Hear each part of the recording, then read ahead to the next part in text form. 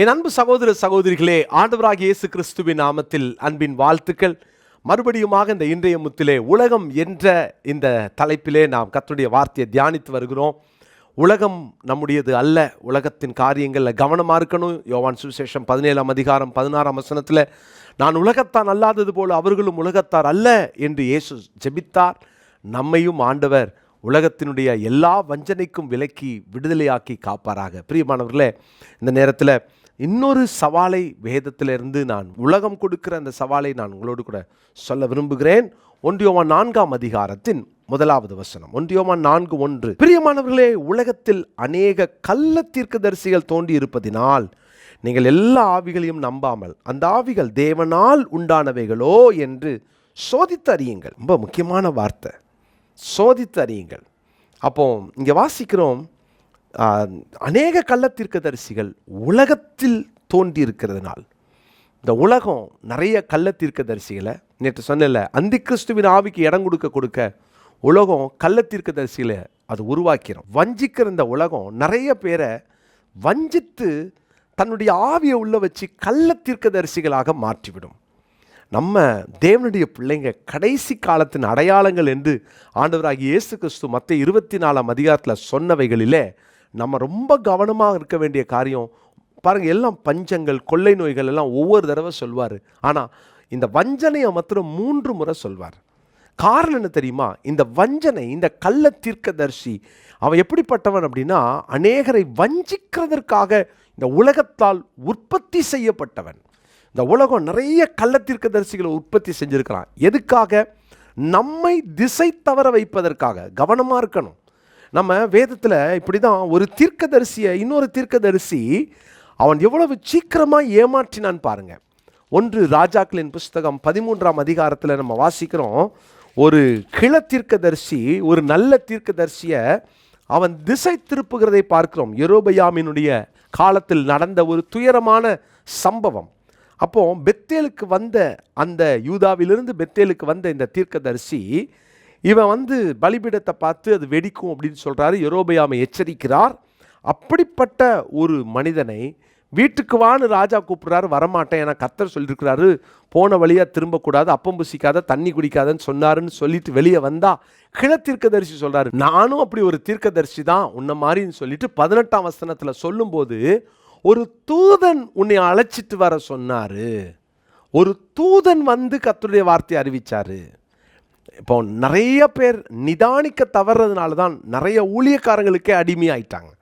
நிறைய தீர்க்க தரிசனம் என்ற பேரில் இன்னைக்கு நிறைய பேர் வஞ்சக வலையில் விழுந்து கிடக்கிறாங்க. ஞானமாக இருங்க, கவனமாக இருங்க. அந்த ஆவி என்ன ஆவி என்பதை சோதித்து பார்க்கணும். கவனம். இதுக்கு தான் நம்ம டிசர்னிங் ஸ்பிரிட் வேணும். ஆண்டவர் நமக்கு அந்த வரங்களை தரணும். ஜெபம் பண்ணுங்க. வரங்கள் ஊழியக்காரங்களுக்கு மாத்திரம் அல்ல, வரங்கள் தேவனை ஏற்றுக்கொண்ட எல்லாருக்கும் கர்த்தர் கொடுப்பார். இன்னைக்கு நீங்கள் கேளுங்க, ஆண்டவர் எனக்கு பகுத்தறித வரத்தை தாங்கப்பான்னு கேளுங்க. அந்த டிசர்னிங் ஸ்பிரிட்டை கர்த்தர் நமக்கு தந்தார்னா எவ்வளவு நல்லா இருக்கும். பிரியமானவர்களே, பாருங்களேன், கொஞ்சம் டிசர்ன் பண்ணியிருக்கலாம். அற்புதம் செய்கிற சக்தி உள்ளவன் அந்த தீர்க்கதரிசி. ஏன்னா கை நின்று போன கையை திரும்ப மடக்கிறதற்கு ஜெபித்து சரி பண்ணவன், தீர்க்க தரிசன வரம் பெற்றவன். ஆனால் டிசர்னிங் ஸ்பிரிட் இல்லை, பார்த்தீங்களா?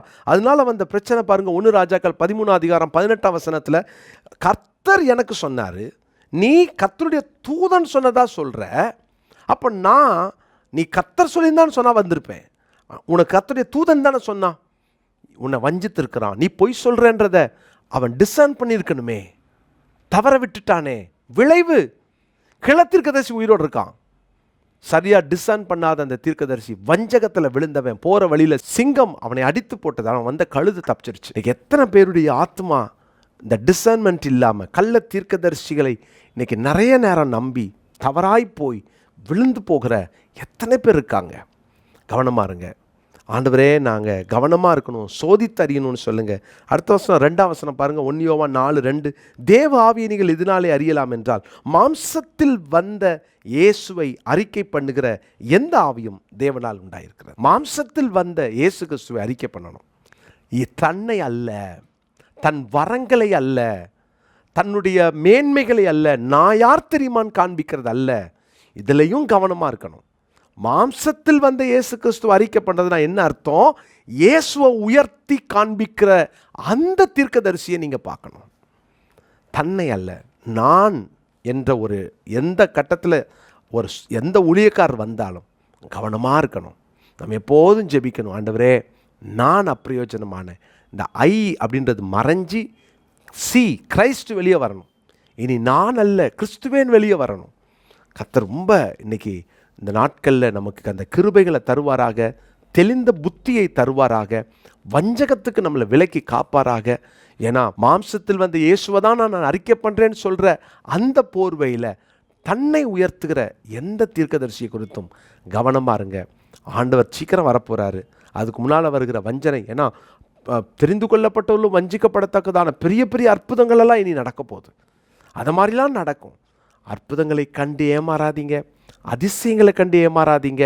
ஒவ்வொரு நாளும் கர்த்தருடைய வார்த்தை தேவன் அங்கே கிரியை செய்கிறார் என்றால் அந்த கனி நிறைந்த வாழ்க்கை, கனி இருக்கணும். இதில் தான் நம்ம ஜாக்கிரதையாக நம்ம அடையாளப்படுத்தி ஆண்டவருடைய பிள்ளைகளாக அந்த வஞ்சக வலையில் சிக்கிக்கொள்ளாமல் தொடர்ந்து ஓட ஆண்டவர் கிருபை தருவாராக. இன்னொரு வசனத்தை கூட நான் உங்களுக்கு காண்பிக்க விரும்புகிறேன். மத்தேயு சுவிசேஷம் 7ஆம் அதிகாரத்தின் 15வது வசனம். ஆண்டவர் எவ்வளோ நம்மளை எச்சரிக்கிறார், எவ்வளோ அன்பான ஆண்டவர் பார்த்தீங்களா? மத்தேயு சுவிசேஷம் 7ஆம் அதிகாரம் 15வது வசனம். கள்ள தீர்க்கதரிசிகளுக்கு எச்சரிக்கையாக இருங்கள். காரணம் என்ன? அவர்கள் ஆட்டுத்தோலை போர்த்து கொண்டு உங்களிடத்தில் வருவார்கள், உள்ளத்தில் அவர்கள் பட்சிக்கிற ஓநாய்கள். வெளியே பார்க்கறதற்கு ஆடுதான், உள்ள பட்சிக்கிற ஓநாய். நம்முடைய வாழ்க்கையில் கவனமாக இருக்கணும். எந்த விதத்திலும் நாம் பட்சிக்கிற ஓநாயினுடைய வாயில் அகப்பட்டு கொள்ளக்கூடாது. வெளியில் ஆடு மாதிரி தெரியுதுன்றதுனால நம்ம ஏமாந்துடக்கூடாது. ஜெபிங்க. இன்னிலேருந்து அதிகமாக ஜெபிப்போம். இன்னிலேருந்து அதிகமாக ஆண்டவருடைய சமூகத்தில் நம்ம காத்திருப்போம். இன்றைக்கி இந்த வசனத்தை நம்ம மனப்பாட வசன சவாலாக எடுத்துக்கலாமா? மத்தேயு 7:15. மத்தேயு சுவிசேஷம் 7ஆம் அதிகாரம் 15 வசனம். அதை மனப்பாடம் பண்ணிக்கொள்வோம். 2 பேதுரு 2ஆம் அதிகாரத்தின் முதல் வசனத்தை நான் வாசித்து ஜெபம் பண்ணுறேன். கள்ள தீர்க்கதரிசிகளும் ஜனங்களுக்குள்ளே இருந்தார்கள், அப்படியே உங்களுக்குள்ளும் கள்ள போதகர்கள் இருப்பார்கள். அவர்கள் கேட்டுக்கேதுவான வேத பொருட்களை தந்திரமாய் நுழைய பண்ணி தங்களை கிரயத்திற்கு கொண்ட ஆண்டவரை மறுதலித்து தங்களுக்கு தீவிரமான அழிவை வருவித்துக் கொள்கிறார்கள். அடுத்த வசனத்தில் அவர்களை கெட்ட நடக்கைகளை அநேகர் பின்பற்றுவார்கள். கவனமாக இருப்போம். கானானை நோக்கி போயிட்டு இருக்கிறோம். உலகம் நமக்கு சொந்தம் அல்ல, உலகம் நமக்கு நிரந்தரமும் அல்ல. உலகத்தின் வஞ்சனைக்கு தப்பித்து கொள்ளணும்னா எச்சரிக்கையாக இருப்போம். அவர்கள் கனியினால் அறிவோம். நாம் ஒவ்வொரு நாளும் வேத வசனத்தின் மையத்தில் வைத்து எந்த தீர்க்க தரிசனத்தையும் பார்க்க கற்றுக்கொள்வோம். நாம் கர்த்தருடைய வருகையில் காணப்பட ஆயத்தப்படுவோம். ஜெபமல்லாமா? நல்ல தகப்பனே, இந்த நாளுக்காக உமக்கு நன்றி செலுத்துகிறோம். வஞ்சகங்களுக்கு விலக்கி எப்போதும் கர்த்தருடைய வார்த்தையிலே நிலைத்திருந்து ஆண்டவரே வசனத்தை சரியாய் ஆராய்ந்து ஆண்டவரே இந்த பகுத்தறிகிற வரத்தோடு நாங்கள் இந்த உலகத்தில் வாழ, இந்த உலகத்தினுடைய கள்ள தீர்க்கதரிசிகளுக்கு தப்பித்து உடைய ராஜ்யத்தின் பிள்ளைகளாய் நாங்கள் வந்து சேர எங்களை அர்ப்பணிக்கிறோம். இந்த நிகழ்ச்சியை, இந்த சின்ன தியானத்தை பார்க்குறோம். ஒருவராகிலும் வஞ்சிக்கப்பட்டு விடாதபடி கவனமாக ஓட கிருபத்தாங்க. இயேசுவின் மூலம் ஜெபிக்கிறோம் நல்ல பிதாவே, ஆமென். அன்பு சகோதர சகோதரிகளே, இயேசு கிறிஸ்துவின் நாமத்தில் அன்பின் வாழ்த்துக்கள். நம்முடைய விங்ஸ் ஆஃப் விக்டரி டயக்னோஸ்டிக் சென்டருக்காக நீங்கள் ஜெபம் பண்ணுங்க. இந்த நிகழ்ச்சியை பார்க்குற எல்லாரும் ஜெபம் பண்ணுங்க. எனக்கு கர்த்தருடைய பிள்ளைகளை இதை பிப்ரவரி மாதத்துக்குள்ளே நம்ம இதை துவங்கணும்னு சொல்லி நான் அதிகமாக பிரயாசப்படுறேன், ஜெபம் பண்ணுறேன். இதற்காக சொவீனியர் போடுறோம். உங்கள் குடும்பத்தின் சார்பில் இந்த சொவீனியரை நீங்கள் ஒரு 10,000 ரூபாய் கொடுத்து இதனுடைய ஆடை நீங்கள் வாங்கிக்கலாம். கீழே காண்கிற நம்பரை நீங்கள் குறிச்சிக்கோங்க. நாங்கள் உடனே அதனுடைய டீட்டெயில்ஸ் உங்களுக்கு அனுப்பி வைக்கிறோம். அது மாத்திரமல்ல, உங்களுக்கு தெரிந்தவர்கள், உங்களுடைய நண்பர்கள், குடும்பத்தார் யாராவது இதற்கு கொடுக்க ஆசையாக இருந்தால் உங்கள் குடும்பத்தின் சார்பில் ஒரு பொருளை வாங்கி கொடுக்கலாம். இதற்கு 45 லட்சம் ரூபாய் தேவை. 45 பேர் 1 லட்சம் ரூபாய் கொடுத்தா போதும். 90 பேர் 50,000 கொடுத்தால் போதும்.